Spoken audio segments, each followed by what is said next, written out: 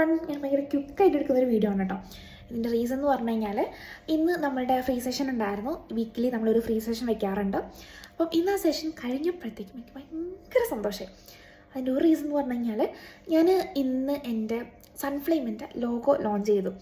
ഞാൻ തീരെ പ്രതീക്ഷിക്കാതെ ചെയ്തൊരു കാര്യമാണ്. ഞാൻ ലാസ്റ്റ് ഇയറിൽ എൻ്റെ വിഷ് ലിസ്റ്റിലുണ്ടായിരുന്ന എൻ്റെ ഗോൾസിലുണ്ടായിരുന്നൊരു കാര്യമാണ്. കഴിഞ്ഞ വർഷം എനിക്ക് ചെയ്യാൻ പറ്റിയിട്ടുണ്ടായിരുന്നില്ല. ഇന്ന് ഞാൻ ഒട്ടും പ്രതീക്ഷിച്ചിട്ടുണ്ടായിരുന്നില്ല എനിക്കിത് ഇന്ന് ചെയ്യാൻ പറ്റും എന്നുള്ളത്. അപ്പോൾ അത് ചെയ്തു.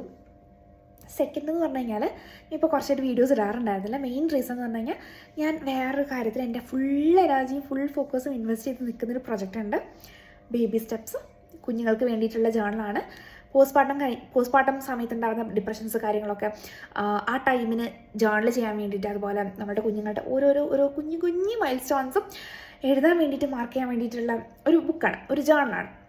അപ്പം ഞാനിത് ചെയ്യുന്ന സമയത്ത് ഞാൻ വല്ലാണ്ട് ഇമോഷണലി എന്താ പറയുക, ഇടയ്ക്ക് ഭയങ്കര എക്സൈറ്റഡ് ആവും, ഇടയ്ക്ക് ഭയങ്കര പാനിക്കാവും, ഭയങ്കര ടെൻഷൻ വരും. ഇന്നലേക്ക് എനിക്ക് ഭയങ്കര ടെൻഷനായിരുന്നു. ഞാൻ വിചാരിച്ച ഡേറ്റിന് എനിക്ക് സബ്മിറ്റ് ചെയ്യാൻ പറ്റുമോ, അന്ന് എനിക്ക് പബ്ലിഷ് ചെയ്യാൻ പറ്റുമോ, ഇങ്ങനത്തെ കുറേ കാര്യങ്ങൾ, അതിൻ്റെ കൂടെ എക്സ്പെൻസ് കാര്യങ്ങൾ എല്ലാം കൂടെ. അപ്പോൾ ഞാൻ മുമ്പ് മൈ ജേർണി ചെയ്ത സമയത്ത് ഞാൻ പോയിട്ടുണ്ടായിരുന്ന ആ ഇമോഷൻസ് എല്ലാം ഞാൻ വീണ്ടും പോകുന്നതായിട്ട് എനിക്ക് ഫീൽ ചെയ്യാൻ പറ്റുന്നുണ്ട്.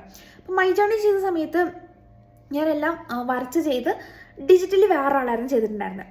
പക്ഷേ ബേബി സ്റ്റെപ്സ് ഡിസൈനിങ്ങിനെ പറ്റി ഒന്നും അറിയാതെ ഞാൻ ഡിസൈനിങ് ഇത് പഠിച്ചിട്ട് ചെയ്യുമ്പോൾ എനിക്കിതുകൊണ്ട് വല്ലാത്തൊരു ഇഷ്ടമോ അല്ലെങ്കിൽ വല്ലാത്തൊരു കണക്ഷൻ എനിക്ക് ഫീൽ ചെയ്യുന്നുണ്ടായിരുന്നു.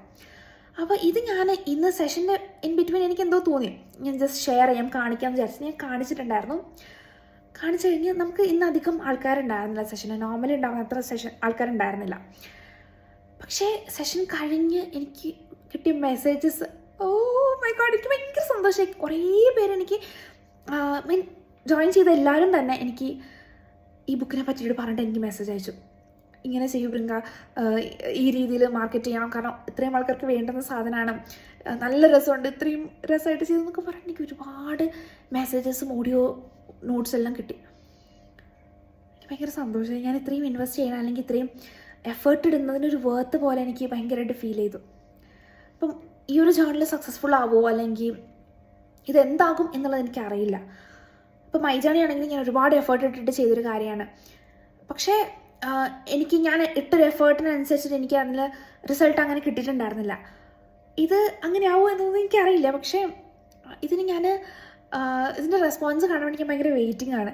എനിക്ക് ഭയങ്കര സന്തോഷം. I just thought of sharing, അത്രേ ഉള്ളൂ. ഞാൻ അങ്ങനെ ഒരു റാൻഡമായിട്ട് എഡിറ്റിംഗ് ഒന്നും ചെയ്യാത്തൊരു വീഡിയോ ആയിരിക്കും.